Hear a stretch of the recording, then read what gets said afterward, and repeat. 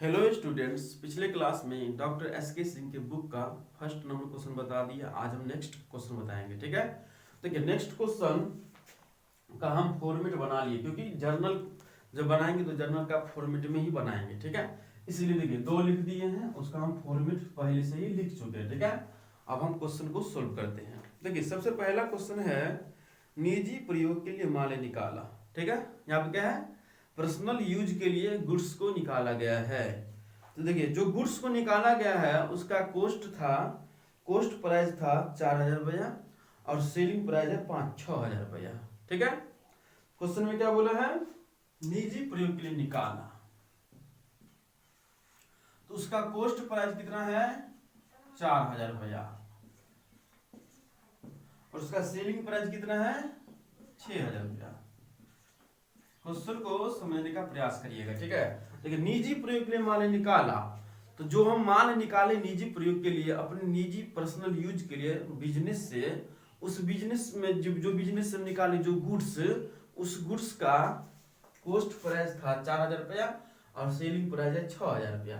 जैसे एग्जाम्पल के तौर पे आप बताते हैं, जैसे में डॉक्टर एस के सिंह का बुक है। ठीक है, हम बुक का दुकान खोले हुए हैं, तो हम जो बुक खरीदे तो हमको दिया बुक 400 रुपया में। ठीक है, और हम कस्टमर को बेचते हैं 500 रुपया में। आप देखिए इसी में आपको समझ में आ जाएगा। देखिए हम 400 में खरीदे और 500 में बेच रहे हैं, तो 400 मेरे लिए क्या है, कोस्ट प्राइस है और 500 क्या है, सेलिंग प्राइस। ठीक है, क्योंकि जो 400 में खरीदे मेरे लिए क्या हुआ, लागत मूल्य।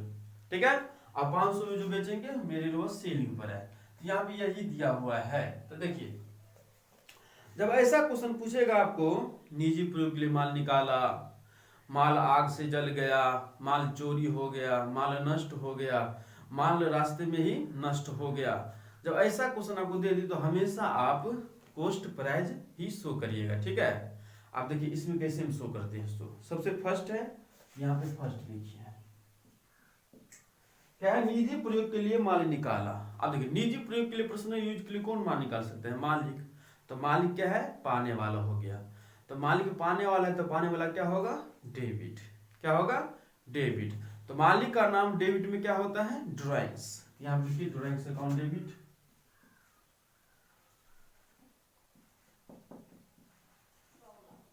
ड्राइंग्स अकाउंट डेबिट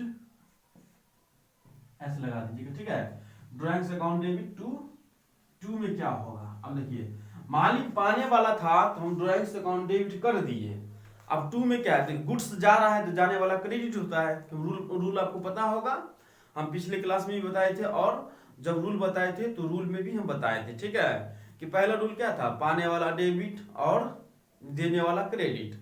सेकेंड में क्या था, आने वाला डेबिट जाने वाला क्रेडिट। थर्ड में क्या था, सभी खर्चा और हानि डेबिट और सभी आमदनी और लाभ क्रेडिट। ये तीन रूल पे ही क्वेश्चन क्या होता है, सोल्व होता है। तो यहाँ पे क्या था, निजी प्रयोग के लिए माल निकाला, तो मालिक निकाला, तो मालिक निकालने वाला है, तो मालिक प्राप्त करने वाला है। बिजनेस के थ्रू से क्या है, बिजनेस के हम पॉइंट से देखेंगे तो बिजनेस से माल जा रहा है और प्राप्त कौन कर रहा है, मालिक। देखिए मालिक निकाले, जैसे हम मालिक है बिजनेस का, हम निकाले माल, तो हम प्राप्त कर रहे हैं बिजनेस से, हम रिसीव कर रहे हैं, तो हम पाने वाला हुए, तो पाने वाला क्या होता है, डेबिट। तो डीआर में मालिक का नाम ड्राइंग्स, तो यहाँ पे ड्राइंग्स हम डेबिट कर दिए। अब जा क्या रहा है, दुकान से क्या जा रहा है, यहाँ पे बोला गया माल निकाला, तो माल जा रहा है तो जाने वाला क्रेडिट होगा। ठीक है, तो यहाँ पे हम माल का इंग्लिश क्या होता है, गुड्स, तो यहाँ पे हम गुड्स का यूज नहीं करेंगे। देखिए जब ऐसा क्वेश्चन पूछे, माल जल गया, नष्ट हो गया, चोरी हो गया, तो हमेशा आप परचेज यूज करिएगा। ठीक है, तो यहाँ पे हम परचेज लिख देते हैं। हम परचेज क्यों यूज करते हैं, क्योंकि हम जो खरीदे थे वही माल निकाले। ठीक है, देखिए कोस्ट प्राइस का मतलब क्या हुआ, खरीदा हुआ मूल्य। ठीक है, जितना हम खरीदे उसी मूल्य को हम बोलते हैं कोस्ट प्राइस इंग्लिश में। ठीक है, तो यहाँ पर क्या हुआ, कोस्ट प्राइस खरीदा हुआ मूल्य, तो उस खरीदना का इंग्लिश क्या होता है, परचेज, इसलिए यहाँ पे परचेज होता है। ठीक है, इसलिए हम यहाँ पे परचेज दे दिए, परचेज अकाउंट। हाँ, यहाँ पे कौन सा अमाउंट हम दिखाएंगे, यहाँ पे 4,000 6,000 दोनों है, तो हम बोल दिए। जब ऐसा क्वेश्चन पूछे, निजी प्रयोग के लिए माल निकाला, माल जल गया, माल नष्ट हो गया, माल चोरी कर लिया गया, तो ऐसा स्थिति में आप कॉस्ट प्राइस दिखाइएगा। ठीक है, तो कॉस्ट प्राइस कितना है, 4000 रुपया। चलिए ड्राइंग्स डेबिट में है तो डेबिट कॉलम में 4000 रुपये शो कर दीजिए ड्राइंग्स के सामने, और परचेज के सामने क्रेडिट में 4000 रुपये शो कर दीजिए। ओके, फिर सेकेंड, अब देखिए सेकेंड में क्या है, माल चोरी चला गया, मतलब माल चोर ले गया चुरा कर। ठीक है, अब देखिए चोर चुरा कर माल ले गया दुकान से, तो देखिए दुकान से माल कौन रिसीव कर रहा है, कौन प्राप्त कर रहा है, चोर कोई चुरा लेगा मेरा माल, जैसे बुक है, बुक चुरा लेगा मेरा चोर, तो चोर बुक पाने वाला हुआ। अब देखिए बुक कोई चुरा लिया चोर, तो चोर के हाथ में बुक चला गया तो चोर पाने वाला हुआ, तो चोर क्या होगा यहाँ पे डेबिट हो जाएगा और टू परचेज हो जाएगा। ठीक है, माल का हमेशा आप परचेज का यूज करिएगा ऐसा कंडीशन में, जब चोरी कर लेगा, जब नष्ट हो जाएगा, जब आग से जल गया, जब निजी प्रयोग के लिए निकाला, तो ऐसा कंडीशन में आप परचेज हमेशा यूज करिएगा। यहाँ पे क्या है, माल चोरी चला गया, तो लागत मूल्य 5000 रुपया है और बिक्री मूल्य 6000 रुपया है, तो चोर चुरा लिया तो चोर डेबिट होगा, यहाँ पे लिखिएगा। अब यहाँ पे मेरा लॉस भी हुआ है, तो इसलिए सबसे पहले हम लॉस लिखेंगे, लॉस बाय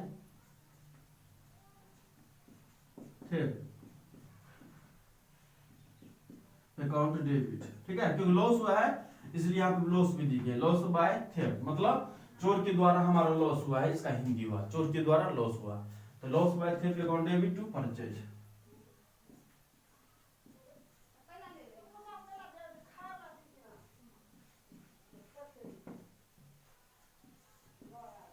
बीइंग में आप जो इंग्लिश में लिखा है वही लिख दीजिएगा। ठीक है, जो इंग्लिश में लिखा है ना वही आप यहाँ पे नोट कर दीजिएगा। चलिए, तो यहाँ पर भी लागत मूल्य दिखाया जाएगा, तो लागत मूल्य कितना है, 5000 रुपया। तो देखिए लॉस बाय थेफ्ट दिया है, तो डीआर के सामने हम लिखते हैं 5000 रुपया और क्रेडिट के सामने लिखते हैं 5000 रुपया। ओके, चलिए थर्ड नंबर,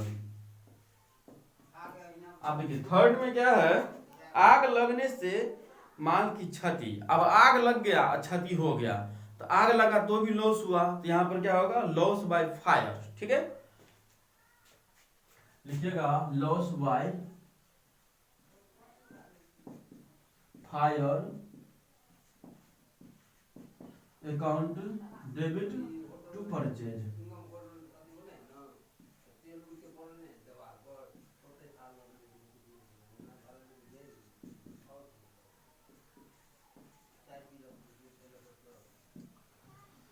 चलिए यहाँ पर भी लागत मूल्य आपका 8000 है और बिक्री मूल्य 10 रुपया है, तो 8000 रुपये दिखाएंगे लागत मूल्य, 8000 8000। ओके, चलिए अगला 4 में,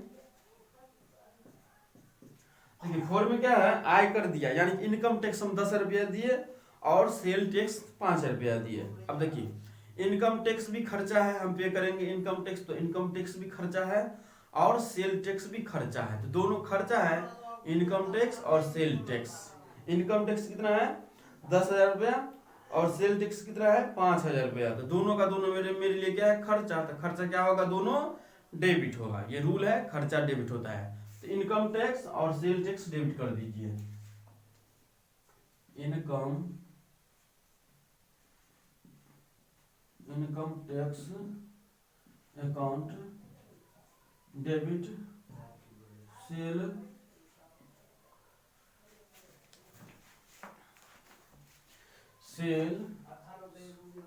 tax account debit to cash account. Tax में पैसा हम पे करते हैं तो पैसा जा रहा है तो जाने वाला क्रेडिट टू कैश अकाउंट।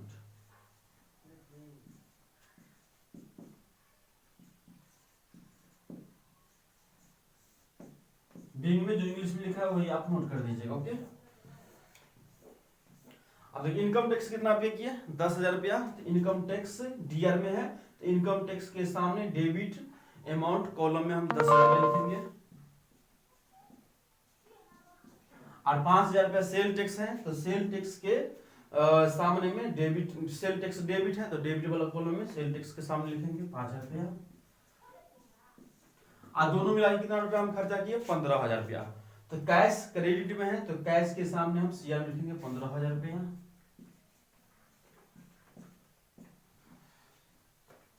चलिए अब नेक्स्ट लास्ट है पांचवा।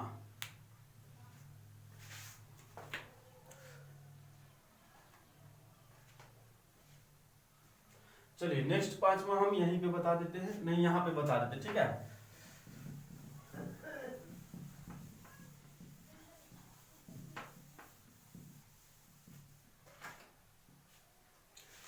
ठीक है, हमारा स्पेस नहीं है इसलिए हम यहाँ पे बता देते, ठीक है। यहाँ पे स्पेस भी है तो थोड़ा झुकना पड़ेगा, इसलिए यहाँ पे हम बता देते 5 नंबर।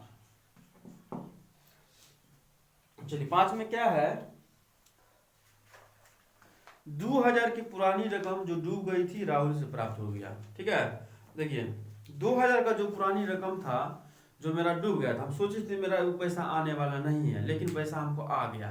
तो पैसा आ रहा है तो आने वाला क्या होगा, डेबिट। तो लिख दीजिए कैश अकाउंट डेबिट, पैसा आ रहा है ना, कैश अकाउंट डेबिट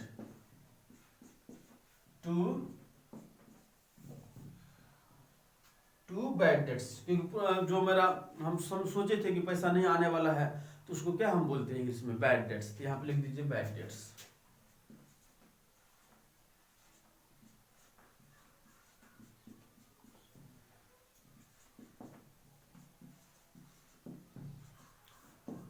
इसके नीचे आप लिखिएगा यहाँ पे 5 नंबर कितना है, 2000 रुपया, 2000। अब टोटल जर्नल यहाँ पे डेबिट और क्रेडिट का जोड़ लीजिएगा, ठीक है। ऐसे यहाँ पे ये आप नोट कर दीजिएगा और डेबिट और क्रेडिट वाले अमाउंट को जोड़ दीजिएगा। देखिए जोड़ के हम बताते हैं। देखिए 4 और 5 कितना होगा, 9 और 8 17, 17 और 10 27 और 5 32,000 रुपया, और 2000 कितना होगा, 34,000 रुपया। यहाँ पे हम लिखेंगे ये वाला cash account debit to bad debts, तो ये 2000 भी ऐड होगा तो 34,000 रुपया यहाँ पे लिख दीजिएगा, 34,000। और इधर भी 34,000 होगा। देखिए 4 5 9 और 9 8 17 और 15 32 और 2 34। चलिए इसको नोट करिए, फिर नेक्स्ट क्वेश्चन की ओर हम चलते हैं।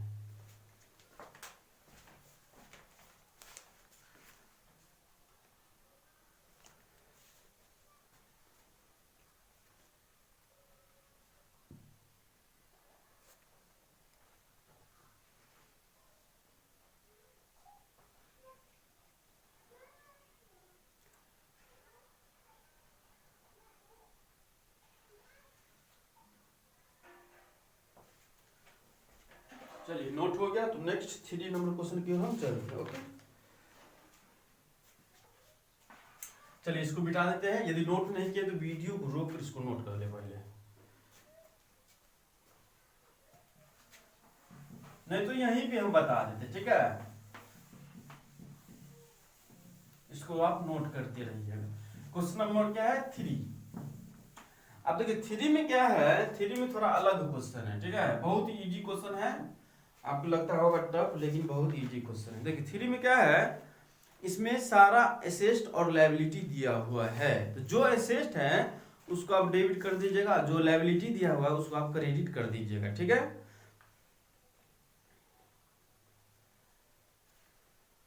तो यहाँ पर बस यही होगा। देखिए कैश हमारा एसेट है, कैश एट बैंक हमारा एसेट है, बैंक में पैसा है तो वो भी मेरा एसेट है। डेटर है तो डेटर का मतलब क्या हुआ, डेटर का मतलब हम बता ही दिए थे क्या होता है। तो डेटर भी मेरा एसेट है, फर्नीचर भी मेरा एसेट है, क्रेडिटर मेरा क्या है, कर्जा है, बिल्स पेबल मेरा क्या है, कर्जा है। और 2000 स्टॉक हमारा क्या है, क्या यहाँ पे 2000 स्टॉक नहीं है, 25,000 स्टॉक है, वह भी मेरा एसेट है, ठीक है।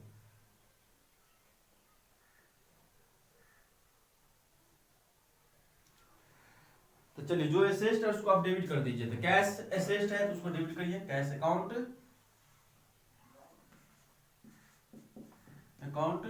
Debit, cash at bank account debit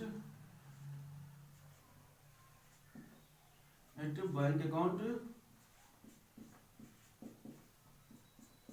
debit. अगला डेटर अकाउंट डेबिट,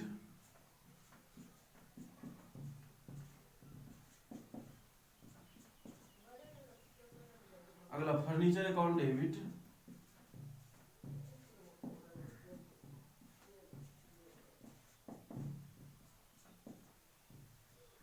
अगला क्या है, हाँ सबसे लास्ट में स्टॉक है, उसको भी डेबिट करिए, stock account debit.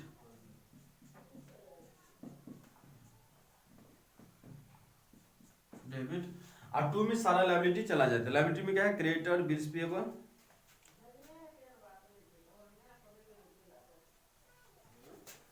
To creditor, to bills payable. Bills payable को शॉर्ट में बीपी में लिख सकते हैं, ठीक है। चलिए अमाउंट आप यहाँ पे लिख दीजिए। कैश में कितना है 5,000 रुपया, तो कैश में लिख दीजिए 5,000 रुपया। और कैश एट बैंक में कितना है 32,575। ओके। अब डेटर में कितना है 4500। फर्नीचर कितना है 12,000। और स्टॉक कितना था 25,000 रुपया, ठीक है। इसको यहाँ पे ऐसे घेर दिए इसलिए क्योंकि ये मेरा डेबिट का पूरा हो गया। अब हम क्रेडिट का लिखेंगे, ठीक है। इधर देखिए क्रेडिटर का कितना है 20,000 रुपया, क्रेडिटर के सामने धर दीजिए 20,000 रुपया। और बिल्स पेबल कितना है 2,000 रुपया। अब यहाँ पे ऐड करिए, ठीक है। डेबिट में ज्यादा होगा ही, ठीक है। डेबिट में ज्यादा होगा और क्रेडिट में कम होगा। देखिए जो कम ही होगा वो कैपिटल में आप लिख दीजिएगा, ठीक है, टू कैपिटल।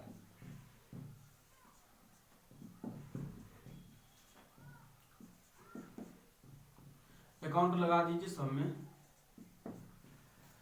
अब देखिए डेबिट में ये सारा जोड़ दीजिए। डेबिट में क्या है, कैश है, कैश एट बैंक है, डेटर है, फर्नीचर है, स्टॉक है, यह सारा अमाउंट को ऐड कर दीजिए। और क्रेडिट मेरे पास में देखिए क्रेडिटर में है 20,000 रुपया और बीपी में है 2,000 रुपया। क्रेडिटर में मतलब सीआर में कितना हुआ 22,000 रुपया मात्र, क्योंकि सीआर में दो ही आइटम है, क्रेडिटर और बीपी। क्रेडिटर 20,000 रुपया और बीपी 2,000 रुपया, तो दोनों को ऐड करेंगे तो कितना होगा सीआर में हमारे पास में 22,000 रुपया है। अब डेबिट में चेक करेंगे कितना है डेबिट, तो डेबिट में ये जोड़ लीजिए। देखिए यहाँ 5 का 5 हो जाएगा, तो साइड में कहीं पे अच्छा से जोड़ लेते, ठीक है। साइड में यहाँ पे भी जोड़ लेते हैं। देखिए 5,000 रुपया है और कितना है 32,575, 4,500, 12,000, 25,000। इसको जोड़ लीजिए, ये आपका डेबिट वाला है, ठीक है। 5 का 5 हो जाएगा, 7 का 7 होगा, 5 2 10 का 0 हो जाएगा, हासिल 1, 5 2 7 और 4 11 होगा, 11 2 13, 13 5 18 1 19, हासिल 1, 3 1 4, 4 2 6 1 7। मतलब डेबिट में कितना है 79,075 है, ठीक है। तो 79,000 में से 79,075 में से हम ये 22,000 रुपया लेस करेंगे, जो निकलेगा उसको हम कैपिटल में लिख देंगे, ठीक है। यह मेरा हमारा आंसर निकलेगा। बैलेंसिंग फिगर 79,075 और 22,000, मतलब दोनों जोड़ कितना होता है क्रेडिट में 22,000 रुपया, घटा दीजिए 5707, मतलब 57,075 हुआ। तो क्रेडिट में कम हुआ, तो क्रेडिट में जब कम होगा तो आप कैपिटल लिख लीजिएगा, ठीक है। तो कितना हुआ 57,500, तो यहाँ पे धर दीजिए 57,075 है। चलिए यही हमारा आंसर है। हाँ, यदि आपको मान के चलते हैं कि आप देखिए डेबिट में ज्यादा था और क्रेडिट में कम था, इसलिए हम कैपिटल लिख के यहाँ पे हम पूरा कर दिए, ठीक है। और यदि क्रेडिट में ज्यादा हो जाएगा डेबिट में कम होगा तो क्या करेंगे, यदि क्रेडिट में ज्यादा हो जाएगा और डेबिट में कम होगा तो गुडविल लिख कर आप पूरा कर दीजिएगा, ठीक है। तो यहाँ पे डेबिट में कितना था 79,075, ठीक है। और क्रेडिट में कितना था 20 और 22 रुपया। तो दोनों मतलब ज्यादा किधर था, डेबिट में था, क्रेडिट में कम था। तो हम घटा के देखें तो ज्यादा कितना था 57,075 ज्यादा था डेबिट में। तो ज्यादा था 57,075 डेबिट में, उसको हम क्रेडिट में पूरा करने के लिए हम कैपिटल लिख दिए 57,075। ओके, कोई भी डाउट होगा तो कमेंट्स कर दीजिएगा, ठीक है। मिलते हैं नेक्स्ट क्लास में, क्वेश्चन 4 से हम देखेंगे। ओके।